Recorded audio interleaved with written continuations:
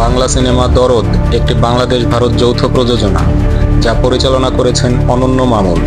এটি একটি psycho thriller ধাঁচের সিনেমা, যার মধ্যে প্রেম এবং থ্রিলার উপাদানের সমন্বয় রয়েছে।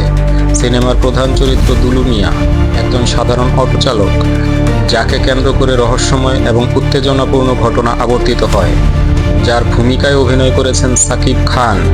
তার বিপরীতে আছেন বলিউড অভিনেত্রী সোনাল চৌহান, যিনি ফাতিমা চরিত্রে অভিনয় করেছেন। সিনেমার গল্পে বারাণসী শহরে ঘটে যাওয়া একাধিক হত্যাকাণ্ডের জন্য দুলু মিয়াকে সন্দেহ করা হয়, কিন্তু বাস্তবিক অর্থে দুলু মিয়া কি খুনগুলো করেছেন, নাকি তিনি ষড়যন্ত্রের শিকার, তা নিয়েই গল্প এগোয়।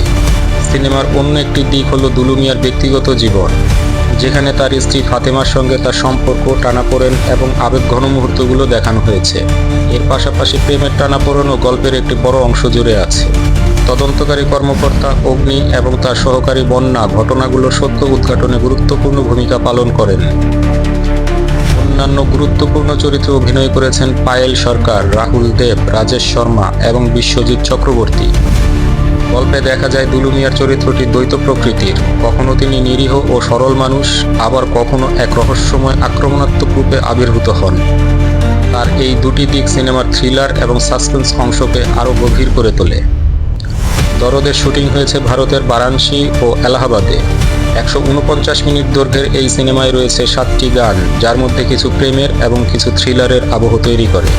এর মধ্যে 4টি বাংলা এবং 3টি হিন্দি। এটি বাংলা ভাষার পাশাপাশি হিন্দি, তামিল, তেলুগু, মালায়ালম এবং কন্নড় ভাষায় মুক্তি পেয়েছে এবং 20টিরও বেশি দেশে প্রদর্শিত হয়েছে।